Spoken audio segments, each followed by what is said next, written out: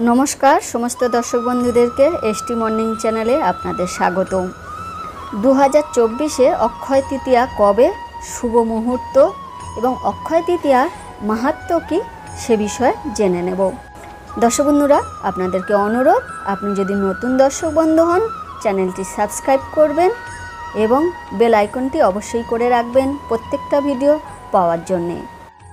27 बैशाख 10 मे शुक्रवार अक्षय तृतीया। मान्यता आछे এই अक्षय तृतीयार दिन सोना रूपो कोनो भी धातु यदि এই दिने আপনি কিনতে পারেন তাহলে আপনার ঘরে কখনোই অর্থের অভাব হবে না। এই অক্ষয় তৃতীয়ার দিনে কোনো প্রয়োজন ব্যক্তিকে যদি আপনি দান করেন, কাপড়, পশু পাখিকে জল বা খাবার দান করেন, পুণ্য ফল পাওয়া যায়, খুবই শুভ বলে মনে করা হয়। অক্ষয় তৃতীয়া স্নান দান ও পুজো করার শুভ সময় সকাল 5টা 45 মিনিট থেকে 12টা 38-এর মধ্যে রোহিণী নক্ষত্রযুক্ত বৈশাখী শুক্লা তৃতীয়া গঙ্গা স্নান দানে অক্ষয় ও অত্যন্ত পূর্ণ ফল পাওয়া যায়।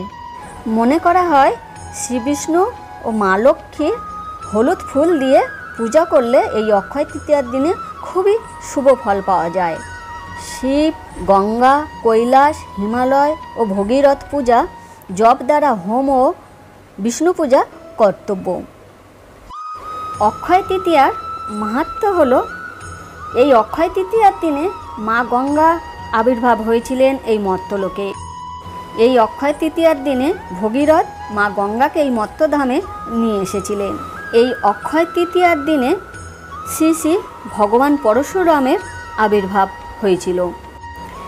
এই অক্ষয় তৃতীয়ার দিন শ্রীধাম নগরদ্বীপে গৌরাঙ্গ মহাপ্রভুর চন্দনযাত্রা ও পুরীধামে শ্রীকৃষ্ণের চন্দনযাত্রা পালন করা হয়।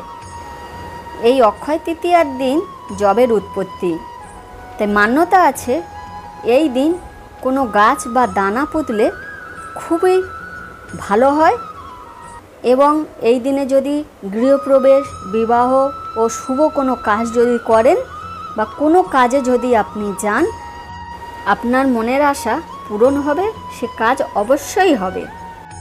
দর্শক বন্ধু, আপনারা সবাই জানতে পারলেন এই অক্ষয় তৃতীয়ার মাহাত্ম্য কী।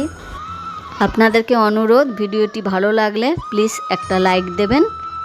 কমেন্ট বক্সে রাধে রাধে লিখতে ভুলবেন না। ভিডিওটি পুরো দেখার জন্য আপনাদেরকে অসংখ্য ধন্যবাদ। ভিডিওটি আজকের মতন এখানেই শেষ করলাম। ভালো থাকবেন, সুস্থ থাকবেন, পরিবারকে ভালো রাখবেন।